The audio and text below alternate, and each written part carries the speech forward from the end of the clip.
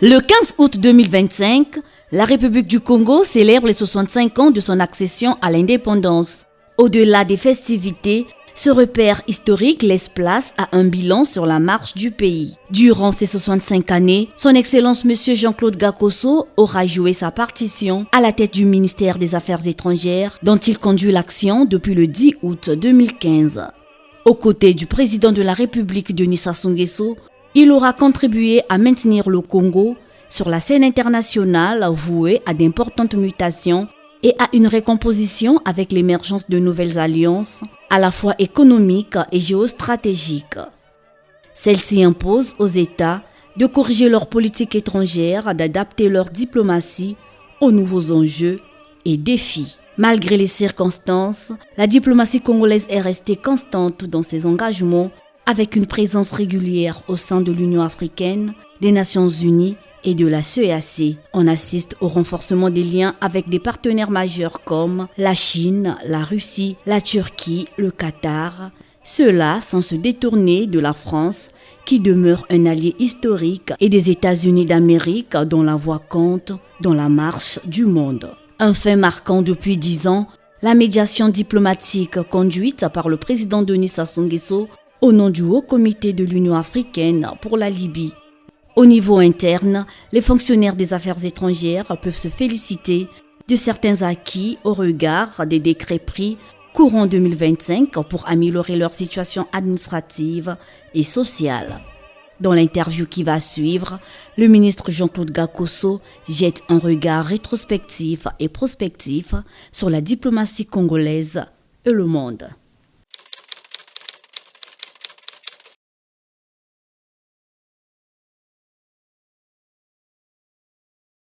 Le Congo est un pays souverain et au nom de cette souveraineté, il avait décidé de faire évoluer ce que vous appelez son architecture institutionnelle. Quoi de plus légitime? Le travail que nous avions à faire à l'époque, c'était tout simplement d'en informer le corps diplomatique, c'est ce que nous avions fait.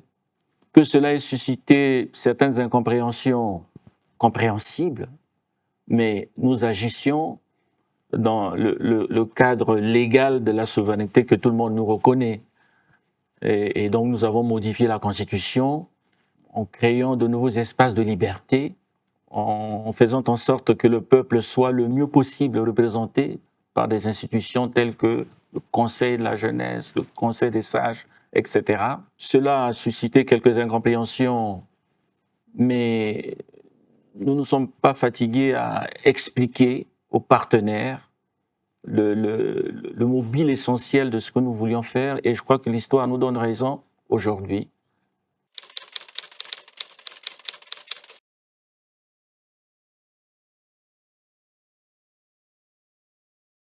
La Libye est largement pacifiée, on peut le dire. Vous savez, quand un train arrive à l'heure, on n'en parle pas. C'est seulement quand les trains arrivent en retard, c'est ce que nous apprenions tous à l'école de journalisme. La Libye est aujourd'hui un pays assez largement en paix. Des efforts conjoints, y compris ceux entrepris par le président Denis Sassou Nguesso au sein de l'Union africaine, ont amené la Libye à un relatif apaisement. Aujourd'hui, on peut circuler dans le pays, on peut aller de Benghazi à Tripoli, de Tripoli à Séba, dans le Fezzan, on peut aller dans tous les azimuts, dans toutes les directions. Il y a des vols intérieurs qui vont d'une ville à une autre. La leçon à tirer pour ce qui est de ce dossier libyen, c'est qu'il faut laisser au peuple eux-mêmes de décider de leur destin, du chemin, de la voie de développement qu'ils veulent. Il ne faut pas en imposer de l'extérieur. C'est ça la leçon à tirer, parce que la Libye a été violentée de l'extérieur, son président a été assassiné par des mains extérieures et le pays est resté exsangue pendant de longues années. Je pense que tout le monde a tiré la leçon, y compris les Africains, puisque au moment où l'on prenait la décision d'envoyer des forces en Libye, quelques pays africains ont donné aussi de leur voix. Je ne jette pas la pierre sur quelques pays, que ce soit avec tout le respect, mais cela n'empêche pas de reconnaître que des pays africains ont aussi contribué, mais aussi des pays arabes ont contribué malheureusement à la prise de la mauvaise décision qui a consisté à aller bombarder la Libye. Donc c'est un pays largement pacifié, mais qui doit encore se battre pour son unité, parce que nous avons jusqu'à ce jour 2 entités gouvernementales, un gouvernement à Tripoli et un gouvernement à Benghazi. Le danger que cela fait courir, évidemment, c'est le danger de la partition du pays. Le président Sassou n'a eu de cesse à de le rappeler.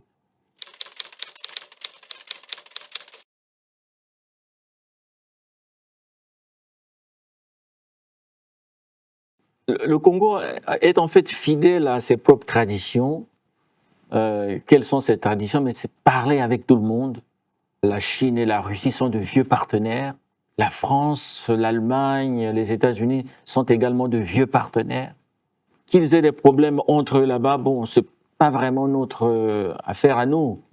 Nous avons de bonnes relations avec la France, avec la Russie, avec la Chine, avec d'autres pays, le Brésil par exemple, avec Cuba, avec la Grande-Bretagne, avec la Pologne. Nous avons de bonnes relations. Le Congo n'a aucun contentieux extérieur. Nous n'avons de contentieux avec aucun pays dans le monde. Commençons par avoir de bonnes relations dans la sous-région qui est la nôtre, ici en Afrique centrale, au nom du principe du bon voisinage. Quelles que soient les difficultés qui peuvent apparaître, nous recherchons toujours par le dialogue avoir de bonnes relations avec nos voisins et au-delà. Donc, nous nous évertuons à expliquer aux uns aux autres cette position qui est fondamentale et qui explique la plupart des votes que nous émettons aux Nations Unies. Lorsqu'il y a de la conflictualité, souvent, nous nous abstenons d'entrer dans le jeu.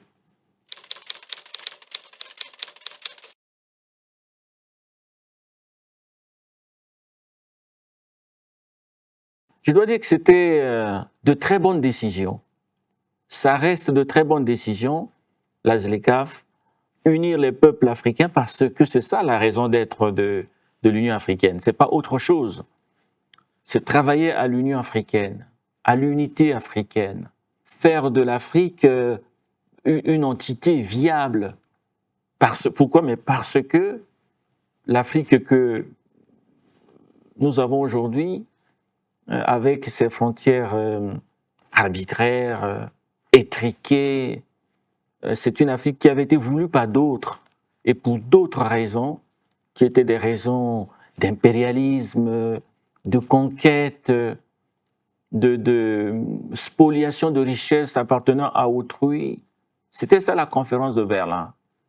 Et les sources d'affaiblissement, l'une des principales sources d'affaiblissement du continent africain, c'est cet émiettement, cette balkanisation, cette partition de notre continent.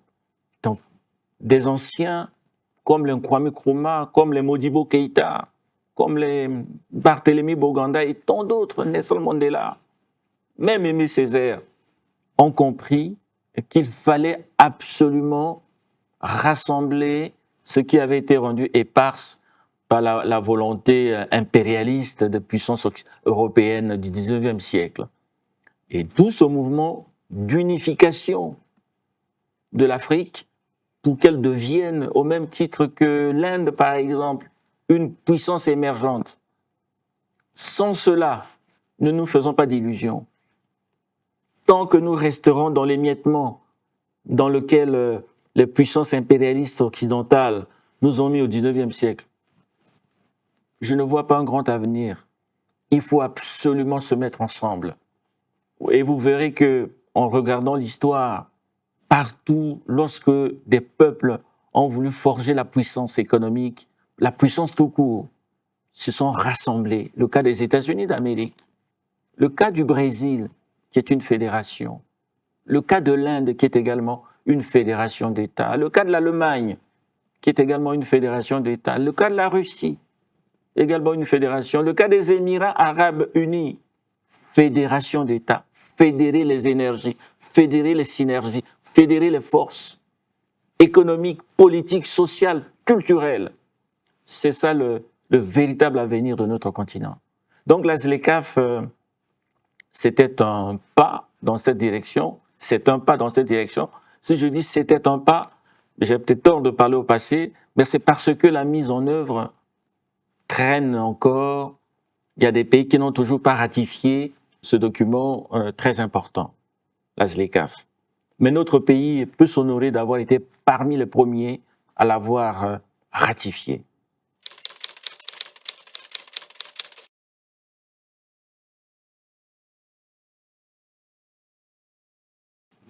L'ONU est en fait l'expression de l'humanisme. Vous savez, le monde a cheminé entre des courants contraires. Donc il y a toujours eu une part d'humanisme dans l'histoire de l'humanité, en même temps une part d'obscurantisme dans la même histoire de l'humanité. Rien qu'au XXe siècle, nous avons eu 2 guerres mondiales en un siècle qui ont entraîné la mort de plus de 60 millions de gens dans le monde. Et cette idée a émergé qu'il fallait mettre fin à la guerre. C'est ça les Nations Unies. Mettons-nous ensemble, unissons-nous, soyons des alliés pour empêcher que plus jamais il n'y ait d'holocauste, que plus jamais il y ait de boucherie comme on a pu voir au Radour, on a pu voir à Verdun au cours de la Première Guerre mondiale, ou on a pu voir à Stalingrad pendant la Seconde Guerre mondiale. C'est ça les Nations Unies.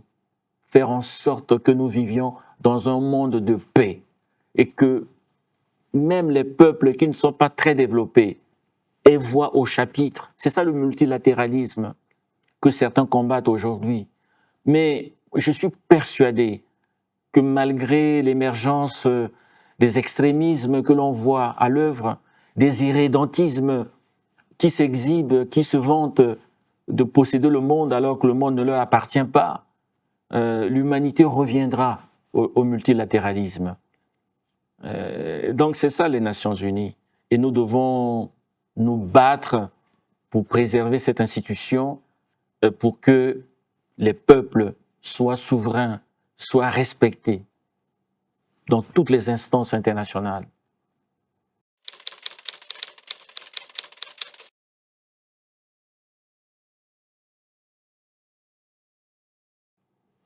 D'abord, s'agissant de critiques, nous l'acceptons.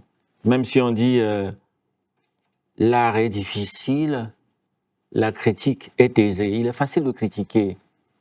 Le passeport diplomatique, comme son nom l'indique, c'est tout bêtement l'outil de travail des diplomates. C'est un instrument de travail pour les diplomates, pour des gens qui sont dans les métiers de la diplomatie, des relations internationales. C'est leur outil de travail. Donc c'est l'instrument des diplomates. C'est pour cela qu'on l'appelle passeport diplomatique. Je n'invente rien, absolument rien. Mais certains veulent que le passeport diplomatique soit utilisé à des usages de santé. Quelqu'un veut aller peut-être en France, généralement c'est en France, se faire soigner, il nous faut un passeport diplomatique. Ce n'est pas le but du passeport diplomatique. Ce n'est pas le but. Nous sommes tous conscients de cela. Ce n'est pas le but. Donc, humblement, au poste qui est le mien, je respecte les lois et règlements de la République. J'ai la prescription du président de la République à travers un décret qui indique très clairement quelles sont les catégories de personnalités qui ont droit au passeport diplomatique. Et je m'efforce quotidiennement d'appliquer cela. Et c'est ça qui suscite des incompréhensions. Je n'ai pas reçu instruction du président de la République d'attribuer le passeport diplomatique, par exemple, aux agriculteurs, ou aux touristes, ou même à des institutionnels qui ne sont pas listés dans le décret présidentiel. Et cela suscite des incompréhensions. Mais j'accepte la critique, même si, je le répète, l'art est difficile, la critique est aisée.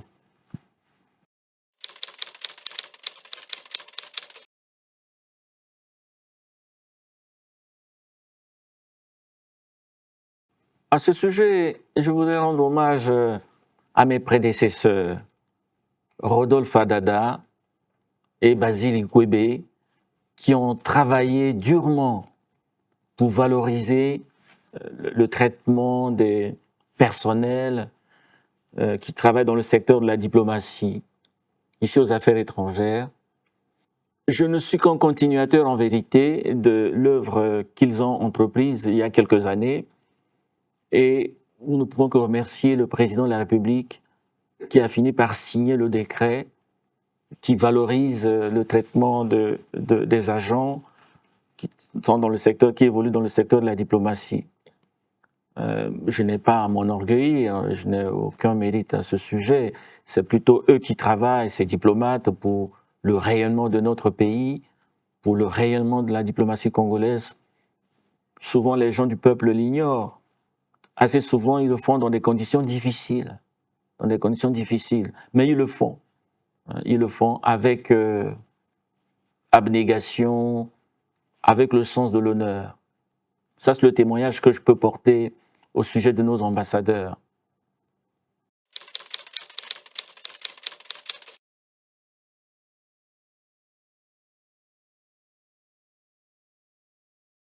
C'est sans doute un sentiment d'humilité devant le président de la République qui m'a fait confiance et qui n'a eu de cesse à renouveler cette confiance au cours de toutes ces années.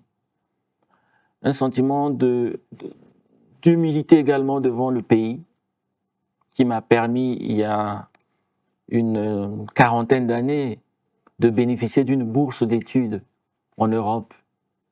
Je sortais du séminaire, j'étais destiné en fait à devenir homme d'église, mais j'ai bénéficié d'une bourse d'études en Europe. Je suis resté 10 ans en Europe. Tout le monde n'a pas eu cette chance-là. Grâce à ce pays que je porte dans mon cœur et dans mon âme.